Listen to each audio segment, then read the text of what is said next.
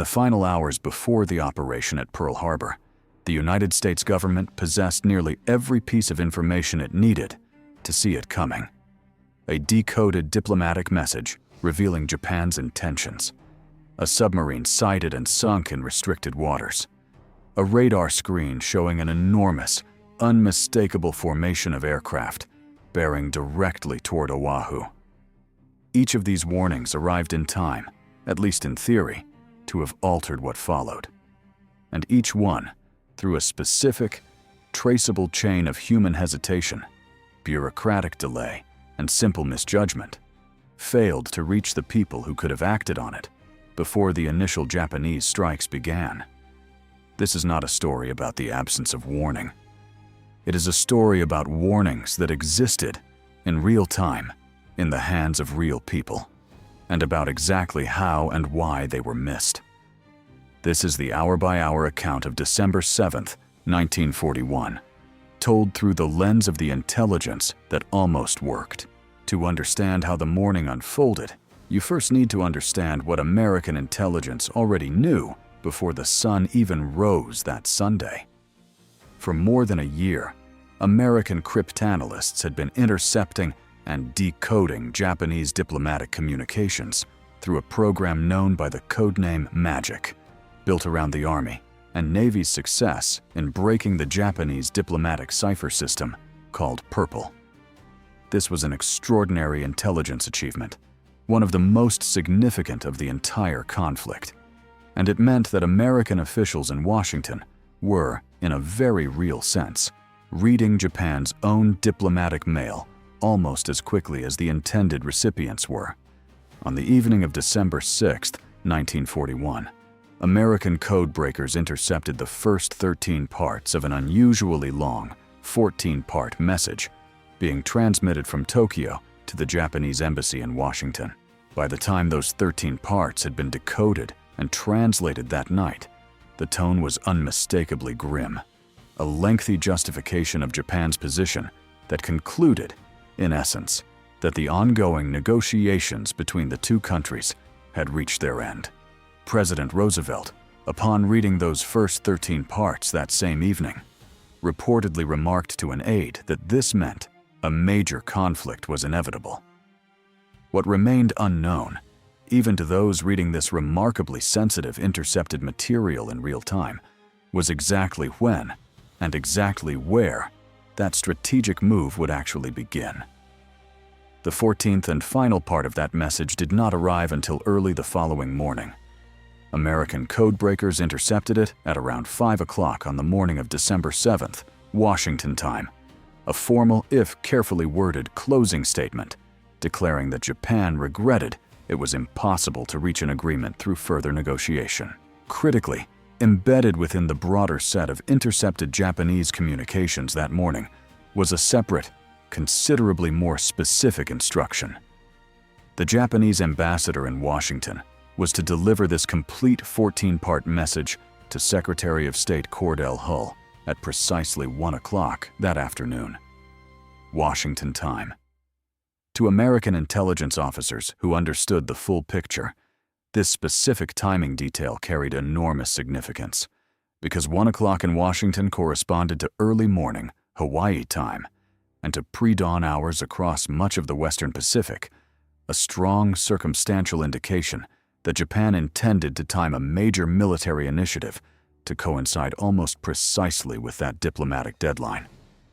This is where the first, and arguably most consequential, chain of delay began to unfold. Army Chief of Staff General George Marshall, the official ultimately responsible for alerting American commanders across the Pacific to exactly this kind of threat, was not in his office that Sunday morning.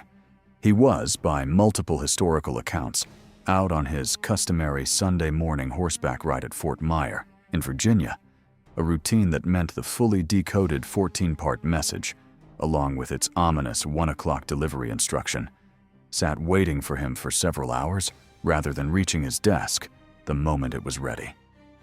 When Marshall finally did review the message and grasp its significance, sometime around 11:15 that morning, he moved to send an urgent warning to Pacific commanders instructing them to be on immediate alert for potential hostile action. And here, the story turns from simple delay into something closer to outright misfortune. Marshall's staff attempted to reach Hawaii by military radio, only to find the connection unavailable due to atmospheric interference, and the secure telephone line was considered insufficiently safe for a message of this sensitivity. With time now running dangerously short and no faster secure military channel readily available, Marshall's urgent warning was ultimately transmitted through an ordinary commercial telegraph service, Western Union, the same civilian communications network any private citizen might use to send an everyday message. That warning, containing information that might have given Pearl Harbor's commanders precious additional hours to prepare, was handed to a Western Union office in Washington and began its journey through an entirely conventional, non-military commercial relay system, with no special priority flag attached to indicate its extraordinary urgency. The telegram's journey from that point forward reads like a small, almost unbearable tragedy of ordinary bureaucratic friction meeting a moment of historic urgency. It traveled first by conventional commercial wire to San Francisco, and from there, onward to Honolulu via RCA commercial radio, arriving at the local RCA telegraph office on Oahu at approximately 7:33 that morning, Hawaii time, a full 22 minutes before the primary airstrikes would actually begin. But arrival at a telegraph office in Honolulu was not the same as delivery into the hands of the officers who needed to read it. Because it was a quiet Sunday morning, the message was handed to a local civilian delivery boy on a bicycle, tasked with carrying it the several miles from the telegraph office to Fort Shafter for processing. That bicycle courier was still partway along his route when the incoming formation appeared overhead and the action began in earnest. And by multiple historical accounts, the young messenger was forced to briefly take cover in a roadside ditch as heavy fire erupted around him. He did not reach Fort Shafter until nearly noon, and by the time Marshall's warning had been properly decoded and formally delivered up the chain of command at Pearl Harbor, the clock read nearly 3 o'clock in the afternoon, more than 7 hours after the main engagement had already concluded. A warning that had been transmitted with genuine urgency in Washington had been reduced by a chain of ordinary commercial and logistical delays to a piece of historical wreckage arriving hours too late to matter. While that telegram made its slow, fateful journey across the Pacific, a second and entirely separate warning sign had already appeared. This one not in Washington's decoded intercepts, but in the waters directly outside Pearl Harbor itself. At approximately 3:42 in the morning, Hawaii time, the crew of the minesweeper USS Condor spotted what appeared to be a submarine periscope near the entrance to Pearl Harbor, in restricted waters where no American submarine had any authorized reason to be operating submerged. The Condor signaled this sighting by blinker light to the nearby destroyer USS Ward, reporting a submerged submarine on a westerly course. It's worth pausing on this detail specifically because it represents genuine, concrete, physical evidence, hours before the aerial approach itself, that something entirely out of the ordinary was unfolding in the waters just outside America's most important Pacific naval base. The Ward spent the following hours searching the area without locating the vessel the Condor had reported. But shortly after 6 o'clock that morning, the destroyer made contact with what its crew now clearly identified as a small submarine, one of 5 Japanese midget submarines that had, in fact, been secretly deployed as part of the broader operation plan, intended to slip into the harbor itself and add to the neutralizations once the main force arrived. At 6:45 that morning, the Ward opened fire, scoring a direct hit on the submarine's conning tower and followed with a series of depth charges. Within moments, the small vessel had been neutralized, and the United States Navy had engaged in the first kinetic contact of what would become the Pacific conflict, more than an hour before a single incoming aircraft had reached Oahu's airspace. Crucially, The ward's commanding officer did not sit on this information. At 6:53 that morning, the ward transmitted a coded message to the headquarters of the 14th Naval District, reporting that the ship had engaged and neutralized a submarine operating in the restricted defensive waters just outside Pearl Harbor. A message specific and unambiguous enough that its commanding officer, aware of how easily such reports could be dismissed, deliberately followed with a second, even more explicit message shortly afterward. One designed to make unmistakably clear that this was not merely a possible sighting, but a confirmed engagement in which the ward had actually fired upon and engaged an unknown vessel. That message, however, encountered precisely the kind of institutional friction and skepticism that would come to define so much of this entire morning. Decoding and processing time laid its full receipt at headquarters, and when it did reach Admiral Husband Kimmel, the commander of the Pacific Fleet, at approximately 7:25 that morning, Kimmel's response, understandable in the immediate context of the previous months, but catastrophic in hindsight, was to treat the report with considerable caution. There had been, in the weeks and months prior, numerous false or unconfirmed submarine sightings reported in Hawaiian waters, enough that a degree of institutional skepticism toward any single new report had become almost a reflexive habit among the fleet's senior officers. Kimmel made the decision to wait for additional verification before sounding any broader alarm, a hesitation rooted in reasonable caution about crying wolf, but one that consumed precious additional minutes at exactly the moment when those minutes mattered more than at almost any other point in the entire morning. If you find this kind of precise, hour-by-hour reconstruction of history genuinely valuable, subscribing helps us continue producing detailed work like this. It was at almost exactly this same moment, as Kimmel weighed how seriously to treat the ward submarine report, that the morning's third and, in retrospect, most starkly unambiguous warning sign appeared, this time on a radar screen at a mobile Army station on the northern tip of Oahu, near a location called Opana Point. The Army had installed a handful of experimental radar stations across the island earlier that year, a genuinely new and still largely unproven technology, and on the morning of December 7th, two enlisted privates, Joseph Lockard and George Elliott, were operating the Opana station on what was meant to be a brief routine training shift, scheduled to conclude at 7 o'clock that morning. Rather than shutting the set down promptly at the end of their shift, the two men, largely out of simple curiosity about the still novel equipment, kept it running a short while longer. At approximately 7:02, their radar screen lit up with a return unlike anything either operator had seen before, an enormous blip representing what Lockhart would later describe as the largest formation he had ever encountered on the equipment, a reading consistent with 50 or more aircraft approaching from the north.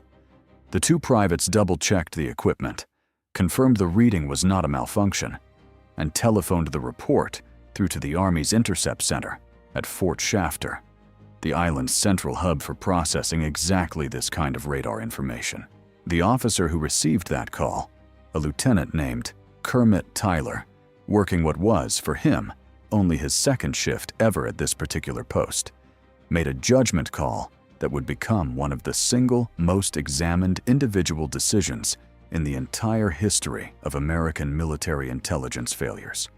Tyler was aware that a flight of American B-17 bombers was scheduled to arrive in Hawaii that same morning, flying in from the mainland United States, and he reasoned, not unreasonably given his limited information and experience, that the large formation Lockard and Elliott were describing was most likely that expected American flight, arriving somewhat off its anticipated schedule. For reasons connected to the general secrecy surrounding both the still classified radar technology itself and the specific movements of American aircraft, Tyler did not fully explain his reasoning to the two privates on the phone. He simply told them, in a phrase that has since become one of the most quoted lines in the entire history of Pearl Harbor, not to worry about it. Lockard and Elliott continued tracking the incoming formation on their radar screen for several more minutes after that call, watching the blip grow steadily closer until it finally moved too close to the coastline to remain clearly distinguishable from the surrounding terrain on their equipment. And at that point, with their shift long since technically over and no further instruction to do otherwise, the two men shut the station down and left to get breakfast. What they had been watching in real time on a piece of genuinely revolutionary technology that had detected it with remarkable clarity and more than 50 minutes of advance warning was the first wave of the actual strike force, nearly 200 aircraft, closing in on Oahu. At 7:40 that morning, that first wave reached the island's coastline. At 7:49, the aerial commander, Mitsuo Fuchida, gave the order to begin the tactical deployment. And at 7:55, the first impacts occurred at Pearl Harbor and the surrounding airfields. Within minutes, the American Pacific Fleet, moored in neat, orderly rows precisely because no one on the island had received or acted upon any of the morning's 3 separate warning signs in time, experienced one of the most devastating and effective surprise operations in modern history. By 8:10, the USS Arizona had suffered a massive magazine ignition that would ultimately claim more than 1,000 personnel aboard that single ship alone. A second wave of aircraft struck at approximately 8:54, extending the strategic damage further across the harbor and its surrounding installations.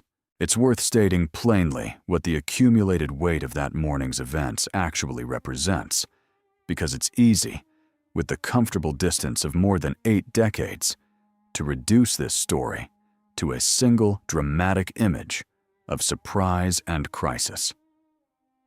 It wasn't in the truest and most precise sense a surprise built on the total absence of warning. It was a surprise built on a remarkable, almost improbable accumulation of individually reasonable human decisions and ordinary institutional friction, each one defensible in isolation, that collectively closed every single window through which effective warning might have reached the people positioned to act on it. A brilliant, painstakingly built intelligence program that successfully decoded Japan's own diplomatic communications, undermined by an urgent message routed through an ordinary commercial telegraph service and a bicycle messenger caught in the middle of the event itself. A confirmed submarine engagement, reported promptly and clearly by an alert ship's captain, delayed by understandable institutional caution, born from a genuine pattern of prior false alarms. A revolutionary new radar technology that performed flawlessly, detecting an approaching force with more than 50 minutes to spare, undone by a single officer's reasonable but ultimately incorrect assumption.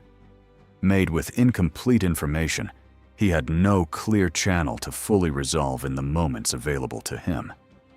In the aftermath, formal investigations, several of them stretching across the following years, examined this exact chain of decisions and delays in extraordinary detail, seeking to understand precisely how so many individually defensible choices had combined to produce such a systemic failure. Admiral Kimmel and Army General Walter Short, the 2 senior commanders in Hawaii that morning, would both ultimately be relieved of their commands in the immediate aftermath, their active duties effectively concluded by a controversy over responsibility and accountability that remarkably continued to be actively debated and re-examined by historians and periodically revisited by official committees for decades afterward. What this hour-by-hour account ultimately reveals is a sobering and enduringly relevant truth about the nature of intelligence failure itself, one that extends well beyond this single, specific morning in Pacific history. Rarely does systemic failure of this scale stem from the complete absence of relevant information. Far more often, as it did on the morning of December 7th, 1941, it stems from that information existing, accurately and in a timely enough fashion to matter, scattered across multiple desks, multiple communication channels, and multiple individually reasonable human judgments, none of which taken entirely on its own, seemed quite urgent enough, or quite certain enough, to justify overriding the ordinary caution, procedure, and skepticism that governs institutional decision-making under normal circumstances. It would take the shock of December 7th itself to demonstrate, with permanent and undeniable clarity, exactly how dangerous that ordinary caution could prove to be when circumstances were anything but ordinary. If this deeper, more precise look at exactly how those warnings were missed changed how you understand this day, share this video with someone who'd value seeing the real, hour-by-hour history behind one of the most consequential mornings in American history.